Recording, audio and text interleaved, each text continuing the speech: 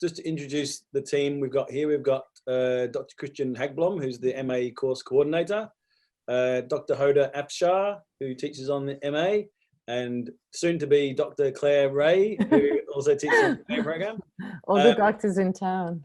All the doctors in town. So if you've got any medical ailments, you know where to come. So Kristian's going to lead you guys through a bit of just an overview of the program, and Claire and Hoda input into the program at various stages, so they'll pipe up and talk about what they do.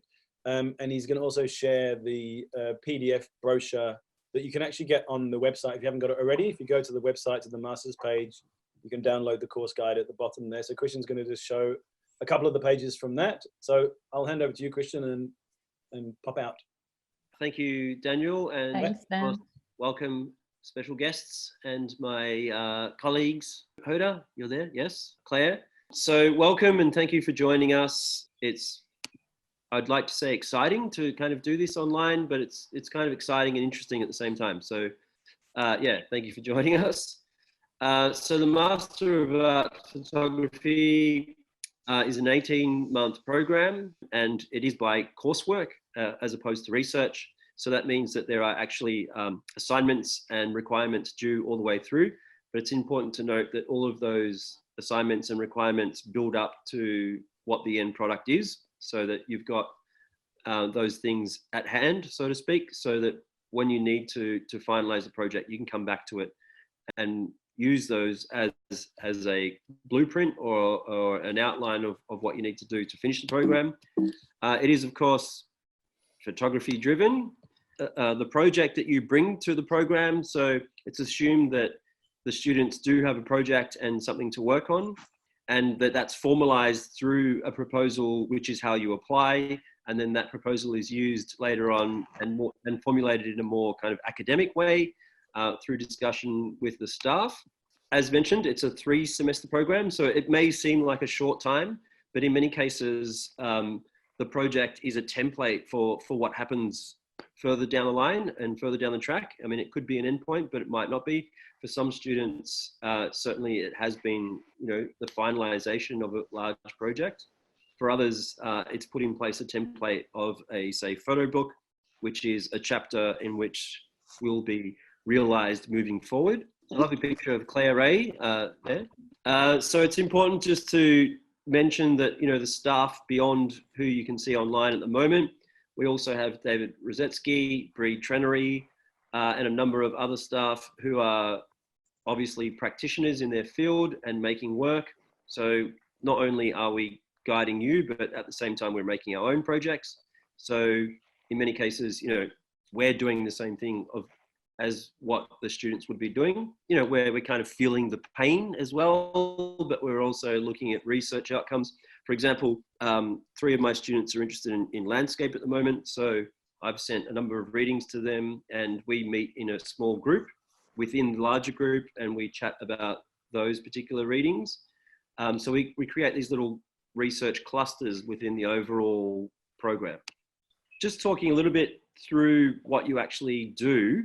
Basically, there are a number of subjects of which need to be fulfilled because it is, as I said, by coursework. So in the first semester, you do shifting platforms for practice, which I lead, which is basically the folio subject. So that's where you're doing production and you're making work and it's critiqued and we look at it and you move your way forward and, might have to learn some technical things or refine some technical things. That could just be in design, or it could be using Flash. It could be a number of different things. That runs concurrently with the subject called Reflective Methodologies, which is run by Clare Ray, who's taken the reins of that subject and doing a very fine job of making sure that the students are looking at research that's valid and that they're doing that in a productive way, taking notes. So the requirements there basically are a literature review, which is a standard task for any MA or PhD student, basically an essay structure and a research diary, which is online, which is really key. And I'll come back to this because that refers back to the international mentors and they can see that what you're doing. Then we move into the second semester, and again, it's expanded personal practice, which is where we try to get you to experiment a lot more and kind of push you out of your comfort zone with your image making or video making whatever it happens to be, and try to shake it up a little bit and see what comes from being more experimental. The subject that runs concurrently with that is situating contexts, writing and photography. And that's been run by Dan Rule from Perimeter Books, where he looks at more experimental writing. So rather than the academic style and the formulaic style of an essay structure, it could be interviews, poetry, it could be any number of different ways to write about your practice in a more experimental mode. And more often than not, that's actually become part of the exegesis in the end product. And then the third semester is basically finalizing. So only one subject, but you still have access to your co-supervisors and the staff, of which you can see at the moment, and other staff, and putting everything in place for the final outcome. So the final outcome could be a screening, could be an exhibition, it could be a photo book launch, it's a number of different things. And in most cases at the moment, it's a conglomerate of all those things. So Tom Goldner, for example, is about to, he's just finalizing his exhibition. There won't be frame prints on the wall. There'll be projections of his work on free-floating screens, and there'll be a video in a corner of the space, and there'll be a photo book, which is the kind of culmination of all of his work put together. It could be a number of different outcomes. And that's, again, guided by staff and mentors. So, as I mentioned, basically the way that each semester rolls is that we have a 4-week intensive at the beginning of each semester. So this ticks off the boxes for the coursework component of being engaged and online and doing your assignments. And in the first semester, basically that's the first week we get to know each other when we talk about our projects. The second week is we do visits to important institutes in Melbourne, so the Centre for Contemporary Photography, State Library of Victoria, Perimeter Books, etc. And we meet those people and we talk to them about our projects. And then the third week, we have a number of guests who come through. I could name those, but as you can imagine, there's lots of important, interesting people that come and talk to us. And then in the fourth week, it's about really kind of putting the project together and formalizing it in a way that it's going to work over the semester. And that happens each semester. So it's probably important to note if you're going to work, if you're working, or if you've got other obligations, that the first 4 weeks of each semester is basically Wednesday to a Friday, and sometimes that changes. So you'll need that time just for those 4 weeks. So international connections. So as I mentioned, usually Daniel or I are the kind of key supervisor for each student, but you have a co-supervisor. I mentioned some of the staff at PSC, of which they could be your secondary supervisor. And more importantly, and kind of selling point and the point of difference for the program is that we have an international mentor. So that means that you have the opportunity to engage with somebody who is completely out of our realm, out of PSC, out of Melbourne, out of Australia, and they look at your work from a different perspective. And this course was written with the guidance from the people that you can see on screen, the international people that advised us on this program. And so through mainly Daniel's connections actually, and some of mine and Hoda's and Clare's, we partner you up with an international mentor, and you have 4 meetings per month. And they look at your work from a completely outside perspective, basically just your work. You're not your writing or research, and will give you feedback in regards to what they think is working, what's not working. And sometimes that probably doesn't, you might not want to hear what they've got to say, but other times, actually most times it's built like a good collaboration between those people, and they continue discussing the work moving forward. So beyond the PSC, you have this mentor. So maybe Clare, if you could say maybe just a little bit about the writing subject and your experience so far. Yeah, sure. So as Kristian said, I teach a course called Reflective Methodologies, and it's really the first kind of opportunity for students in the master's program to, I guess, establish their field of research. And so one of the first things that we do is put together an annotated bibliography. That's one of the first assignments where students kind of identify the key texts that are relevant to their research and write about them. And then, as Kristian mentioned, there's the ongoing reflective digital diary, which is, it often kind of takes the form of maybe an online blog or a section of your website where you can post notes about the research that you have undergoing, and also a place for you to put work in progress images, thoughts and reflections about that work, feedback from the staff and maybe from your mentor. And really significantly, that is the online space that you will show your work to your mentor. So yeah, that's kind of how it sort of develops. And then at the end of the first semester together, as Kristian also mentioned, we put together a kind of, I don't want to say loose, but it's an approximate essay plan that could be a guiding, a sort of like a framework for your final thesis exegesis document at the end of the degree. But it really kind of just gives students I guess a kind of map to go forward with going through the rest of the degree. And part of that essay plan is a literature review that, again, is a kind of establishes the framework of your research, but offers a chance for you to go in and sort of have a bit more kind of in-depth analysis of key texts that are relevant to your project.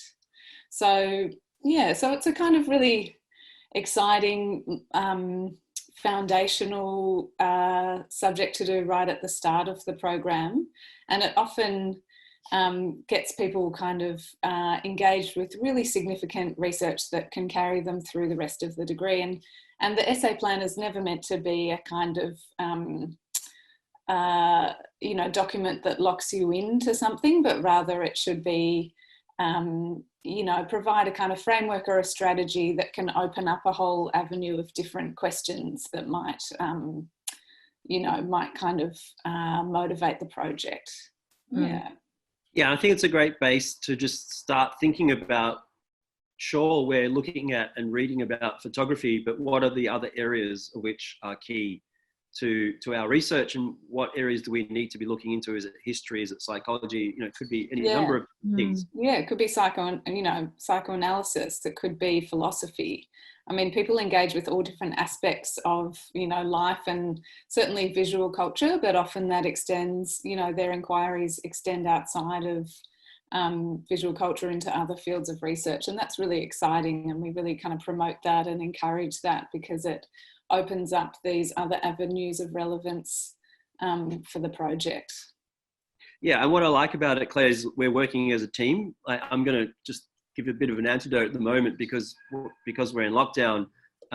Rebecca and Rod and I, they've been. It's amazing because they have books that I don't have access to, and they're copying them and sending me all these readings. This is what I'm looking at. This, to be quite frank, I can't keep up, but I'm going to have to read them to discuss them with them. But it kind of creates this repository for us to think about things in different ways and more in-depth ways, which is most important. Absolutely, yeah. Hoda, do you want to maybe tell us a little bit about your experiences of working on the program? So Hoda acts more as a secondary supervisor and guides projects. So she talks about work and where it's going and what's working, what's not working, and what the best outcome is.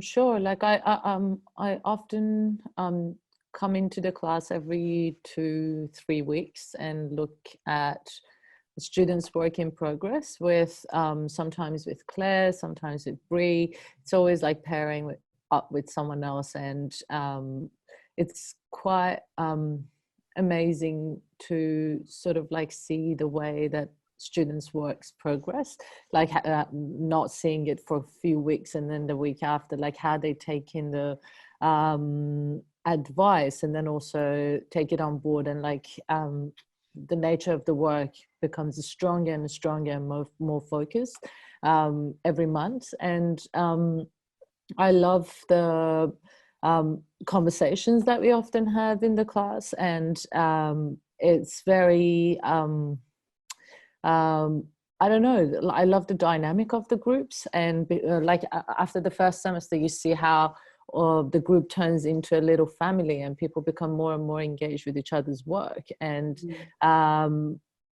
also influence each other's works. And I think that's one of the, because the groups are also smaller, there's more room for us to focus on individuals' work and practice. And when I have one-on-one meetings with the students, it's just like there's a lot more time to invest in a student's work, and have open conversations, and like probably look at things together and research things together during the meetings that we have, and so on.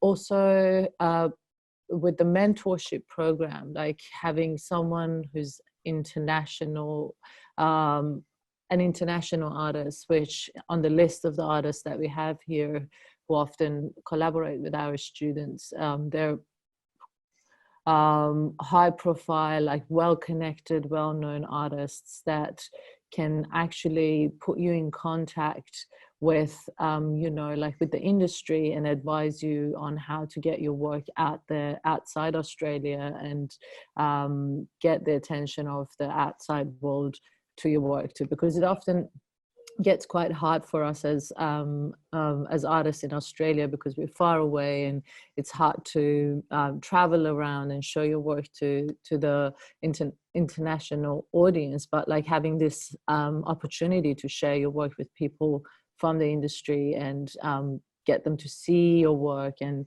also advise you on the work that you're making, is quite an incredible opportunity. Thanks, Hoda.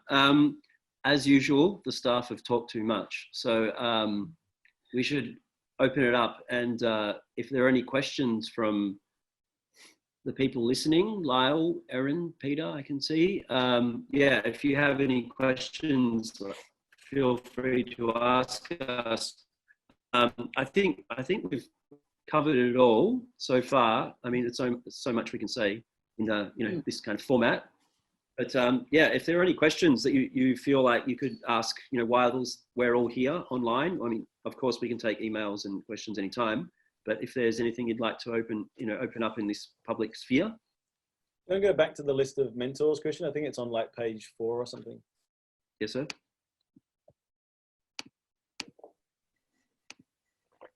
The view's gone weird.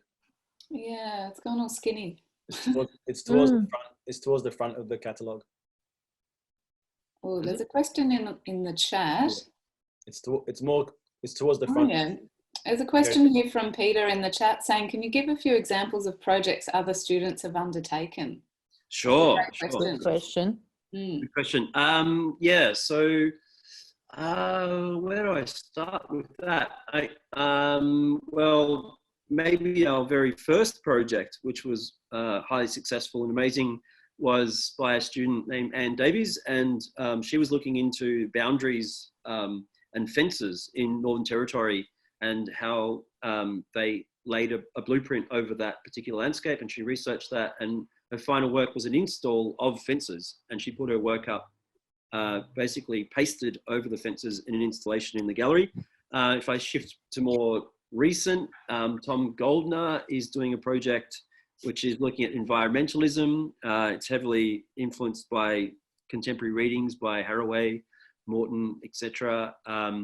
And he's using the Brumby as a metonym or metaphor for what's happened to the environment in regards to fires and mining. And that's going to be a photo book and exhibition. Another example, maybe a current one that's going to be exhibited pretty well, I assume hopefully soon, is Emmeline, and that's a video project where she works with her grandmother in this kind of collaborative way and thinking about memory and folklore and Italian myths. And she's made these machines that are for communicating. So one was a bicycle, which she rode, that's powered her laptop, and through the laptop, she had a conversation. Her grandmother had a conversation in Italy with her family. So there's this kind of beautiful connection between that stuff. Yeah. That work is amazing. Yeah. Yeah. I mean, if I could make some broad statements, there's a really good balance, I think, of students working in a more, what you might describe as like non-traditional, maybe like kind of new documentary mode. And then a lot of students also, I guess, are making work that has a real kind of conceptual driving force. And I would say that, you know, it's a good mix, yeah. It is a really good mix. And I think, as you were saying before, Kristian, where you've got this kind of, these smaller reading group offshoots, there's, you know, what always kind of amazes me, and which I love in the folio discussions and the kind of crits that we have, there's always such really great overlaps in the critical discourse and dialogue between the students. And so, you know, even two people who might be making work about very different things, you know, there can be some really great convergences between their thinking and their research. And Exactly. that is, you know, as you said before, Hoda, one of the real strengths of the program is that, you know, there is kind of opportunity for the students to really get to know each other's work, and for us to all kind of really engage like very deeply in each other's projects. And it's a real privilege. Yeah, they back each other, right? They like, you know, sometimes they go into fight for the others, and when we've got questions, and that's really exciting because obviously they know what the other person is talking about, you know. Yeah. And there's so many opportunities for presenting your project as well. So, you know, throughout the semester, there's, you know, these kind of key milestones where the students will present their work to each other, to invited guests, to the staff. So you get really kind of well versed in talking about your work, which can be really daunting, but actually going through that process where you have to verbalize it and have to kind of be very clear about, you know, what your field of research is, what the kind of driving force of your project is, what you envisage the outcomes might be. It kind of makes you kind of very confident, I think. And that's what I've noticed in the students. By the end point, they're so clear about what they're doing. It's really wonderful. Exactly. And that's the whole point of doing it, right? To gain that clarity. Yeah. Here's another one. How will PSC manage the distance aspect of the course during the current COVID situation, given the face-to-face part of a course is so valuable? Very good question. I think the Masters, so can I jump in there? I think the Masters program actually has been, probably out of all the courses we've got at the college, has been the most kind of smooth transition, really. Because, you know, we're not running kind of technical workshops and you know, hands-on workshops around studio lighting or something, you know. So the way it's worked really is that the students each week have a group kind of format discussion session, and then are also having one-to-one kind of feedback sessions as well with staff. In terms of visiting speakers and all those sorts of things that we normally run, they're running as normal anyway. So we're meeting, you know, as Kristian said, in the first few weeks, you're meeting curators, you're meeting other photographers, you're meeting publishers, writers, editors, a variety of festival directors, a variety of people in the kind of Melbourne kind of photography and art scene. And I guess that's a big part of also the kind of the mentorship program, is that, you know, the research that Kristian and I did, you know, 3 or 4 years ago when we were kind of developing this program, was that the feedback from all of the students that we kind of talked to about MA programs in Australia was that they felt isolated because they're in Australia and they had their Australian kind of network of people, but actually they found it very hard to kind of feel out how they could tap into an international kind of scene. And so the mentorship program really is about connecting you to what's going on in Australia, but also connecting to what's going on overseas. Which happens online anyway, right? So which happens online, that's my point, which happens online anyway. So we actually have lots of experience doing that anyway, because most of the mentorship kind of relationships happen online in one format or another.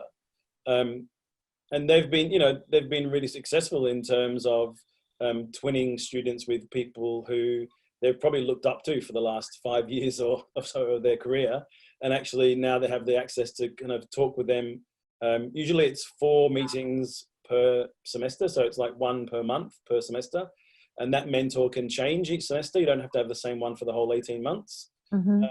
And we really, as a team, kind of really have in-depth conversations with you about who your mentor will be before we decide on that. So it's a decision that we make together. We don't just give you a mentor. We really work with you to kind of pull out what you really need at that moment in the course and to try and kind of twin you with someone that's really going to help you at that stage. So, for example, some of the students in their final semester have had mentors who are publishers or curators when they're thinking about their outcome and they're thinking about getting the work out there. Whereas earlier in the course, they might have someone who's a practitioner or working in, you know, similar area, if you like, you know. Yeah, so I think in terms of the online question, I think there's been no issue. Obviously face-to-face is kind of different and in some ways better because you're having that kind of group discussion and that interaction. But in terms of the master's program, it hasn't really had an effect. And actually, one of the things that we really encourage our students to do, and the reason we have that kind of intensive 4 weeks at the start, is that, you know, again, from the research that Kristian and I did, both in Australia and overseas, is that one of the negative kind of criticisms of a master's program is that you have to be there every week to go to classes, which means you can't go out and make work. You know, if your work is being made in your studio next door, that's fine, but that's very rare with photographers these days. You know, so the idea of actually front loading the course with the 4 weeks is that it actually then gives you 3 months to make work. And if you need to go overseas, you need to go interstate, that can happen. And every Friday we have sessions after the 4 weeks is over. So all through the semester, we have sessions on Fridays. And students are often Skyping in or Zooming into those sessions anyway, because we've had people go to India, to the UK, to Outback Australia, to Europe, whatever, and photograph and make work. And that's the reason for the kind of structure of the course, that it allows people to go and do that, you know. So yeah, we have to encourage it. It's not a new thing, you know. Yeah, and we're encouraging that you go to those places and make that work. That's why we're feeding you, so to speak, in the first 4 weeks with the ideas and, you know, the tools, so to speak, in your mind, so that when you go to those places, whether it's the UK or Outback Australia, that you're making that work and then come back, and it's more exciting for us because there's always work. Mm. Your voice is breaking, Kristian. You kind of slowed down for a moment. That's okay. No. Yeah. Any other questions from our visitors? Did you talk about the? Sorry, I had to leave and come back. But did you talk about the outcomes in terms of kind of different outcomes at the end of the course? Yeah. It's really open to you guys what it looks like at the end. So we don't work with a particular idea that you have to do an exhibition at the end, or you have to do a film, or you have to do a book. It's really open to you how that kind of plays out. And so we've had lots of really diverse kind of outcomes. As Kristian mentioned with Anne, you know, installing a kind of experiential kind of installation. We've had people do books. We've had people do really great exhibitions. We've got more coming up in the second half of this year for the students that are finishing at the moment. They're finishing mid-year. They'll keep your eye out over the next 6 months. They'll be having their shows, hopefully as the kind of spaces reopen towards Christmas. So I'm sure if you stay tuned with social media with the PSC that you'll see those kind of coming up, you know. Yeah, and just maybe to conclude, if there aren't any other questions, Daniel and I are always open to, you know, your ideas and your proposals. So feel free to just shoot us an email with what you're thinking about. And as we've done, Daniel, as you know, with a few other students, you know, we've kind of worked their proposal and got it in shape for when they actually submitted it and started, so that they had a clear idea about what the proposal was and what they needed to do moving forward to make that work. Yeah, and we're happy to, like Kristian said, we're happy to give you feedback on a draft proposal. And when you submit your proper proposal, it goes to a panel, and we have a look at it, and then you get accepted or not. And if you don't get accepted, you get lots of feedback. Basically, if you do get accepted, then we talk about really that first 4 weeks being a process of actually really testing out that proposal and really fine-tuning it and really making sure that it's ready to go, so that at the end of the 4 weeks, you're set and you're ready to make work. One of the other things that we found when we were doing the research for the Masters, we spent 2 years writing it, really, this course, is that what students in other programs that have a more kind of traditional structure is that when they got to the end of the first semester, they still didn't really feel like they'd got to the point where they could start to really make work confidently, because they're having those kind of 6 months of a weekly session with a supervisor, and it kind of takes time for that kind of momentum to build. Whereas with this 4-week program, actually by the end of the 4 weeks, it's been tested and tried against so many different ideas, so many different people. So many people have asked you curly questions about it. You've actually really got a clear idea at the end of the 4 weeks about what you're doing, and then you can go and make work. So by the end of the first 6 months, you're already in the middle of producing stuff, and I know from my master's experience, my first 6 months, I was just kind of reading stuff and didn't make any work, and then started to panic because I hadn't made any work for 6 months and all those sorts of things, So I think it's a really great structure, and it's based on a number of different places that deliver master's programs in different ways in Europe and America. And we've kind of combined different ideas to make it work in this way. And as far as I can tell from the students' experience, it's been really successful, Yeah. Any questions from Erin or Peter or Rocco or? Few people left. We had some people leaving. We've covered everything, obviously. Yeah. So yeah, I know that a couple of you already been in touch with myself or Kristian. So please do send us an email. I think on the website you'll have the email addresses there, and I think some of you already got mine or Kristian's email. Erin asked Kristian's question. Okay, cool. All right. Spoke earlier. Did I meet you in New Zealand, Erin? Is that the same Erin? Did I meet you recently? Yeah. Oh yeah. Okay. Cool. Okay. Well, yeah, we'll leave it there, and yeah, I think we'll probably just look forward to following up with you individually and talking about. Obviously, we've got the mid-year entry, which is starting end of June, or we've got the following entry after that, which is starting in Feb next year. So it'd be great to have you on, get started. Yeah, thanks, colleagues. And there's no time like the present. I always find with master's students, they're like, oh no, but I need a few more months to get my ideas sorted out. And it's like, you just need to do it. I'm still shooting. Shooting, that's right. All right. Okay. Well, look forward to talking to you. Thanks, guys. Thanks for. Thank you. No worries. Thank you.